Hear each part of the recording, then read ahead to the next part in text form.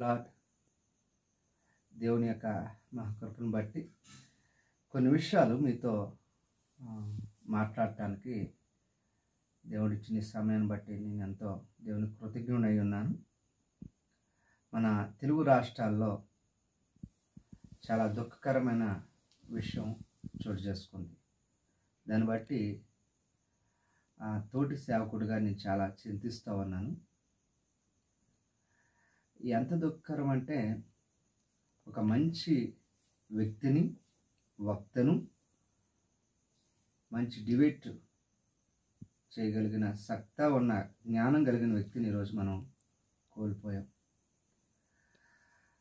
అయితే ఆయన కోల్పోవటం యావత్ క్రైస్తవ సమాజానికి బాధాకరంగా ఉంటే, కొంతమంది మత ఉన్మాదులకు మాత్రం పైశాసికమైన ఆనందాన్ని పొందుతూ ఉన్నారు ఆయన మరణాన్ని గురించి.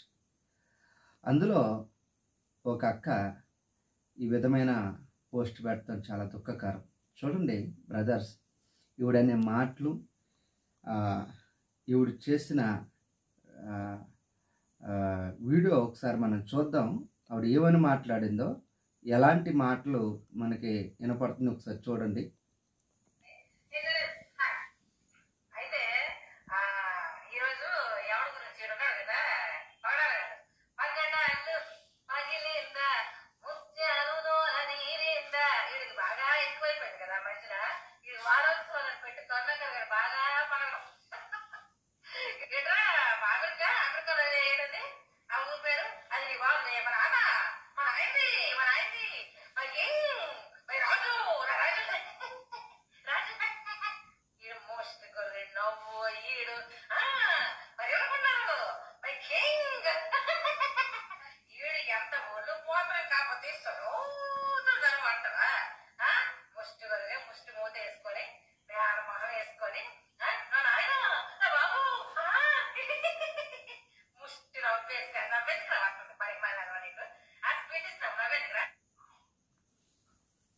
చూసారా బ్రదర్స్, ఈ వీడియో పెట్టడానికి కారణం ఎవరై ఉన్నారు అంటే కనుక, ఈవిడ మాటల ద్వారా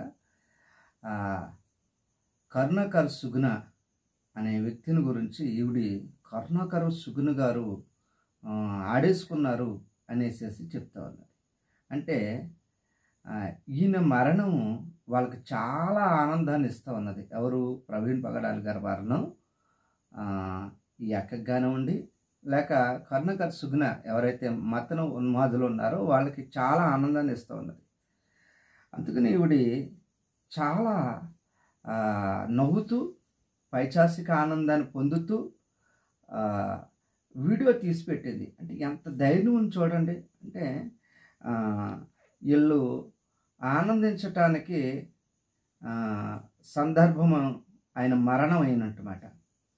ముస్లిమ్స్ కొంతమంది, క్రైస్తవులు కొంతమంది, అనేక మంది హిందువుల కూడా కొంతమంది ఆయన మరణాన్ని గురించి చాలా చింతిస్తూ ఉన్నారు. అటువంటి మంచి వ్యక్తిని కోల్పోయామే సమాజంలో అని. నిజానికి ఆయన గురించి చాలామందికి తెలియదు. ఆయన చాలా ఉత్తమమైన మనసు కలిగిన వాడు. నేను చెప్తున్నాను, ఆయన దగ్గరుండి నేను దాదాపు 2 నెలలు నేను ఆయన గురించి విన్నాను. చాలా ఉత్తమమైన మనస్తత్వం కలిగిన వ్యక్తి, పాడైపోయిన జీవితాలను కట్టగలిగిన వ్యక్తి. ఆయన ఎవరిని నాశనం చేయలేదు. ప్రవీణ్ పగడాల గారు అనే వ్యక్తి ఎవరిని నాశనం చేయలేదు.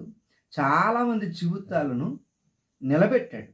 కానీ ఈ మతోన్మాదులు ఏం చేస్తూ ఉన్నారంటే కనుక, వాళ్ళ పైచాచిక ఆనందం కొరకు ప్రవీణ్ పగడాల గారు మోసగాడని కొంతమంది, ఆయన బాగానే పగిలిపోయింది ఆయన కొండ అనేసేసి పైచాచిక ఆనందాన్ని పొందుతున్నారు. యావత్ క్రైస్తత్వానికి తెలియజేయవలసింది ఏంటంటే కనుక, ఇటువంటి వాళ్ళని ఇలా మాట్లాడే మాటలకి ప్రతి ఒక్కరము కూడా సమాధానం చెప్పాలి. మౌనం కాదు. వీళ్ళు ఎంత భయంకరంగా మాట్లాడుతున్నారంటే కనుక అంత భయంకరంగా మాట్లాడుతున్నారు. కరుణాకర్ సుగుణ ఆల్సో, తర్వాత ఇంకెవరైనా కూడా, ఇంకా ఎప్పుడూ కూడా క్రైస్తవుల మీద దుమ్మెత్తుకుని బ్రతికే వాళ్ళు. నిజంగా వీళ్ళు క్రీస్తుని గురించి మాట్లాడకపోతే వీళ్ళకి రోజు క్రీస్తుని గురించి అవమానించకపోతే, పాస్టర్ల మీద పడి ఆడకపోతే వీళ్ళకి రోజు గుర్తుపెట్టుకోండి.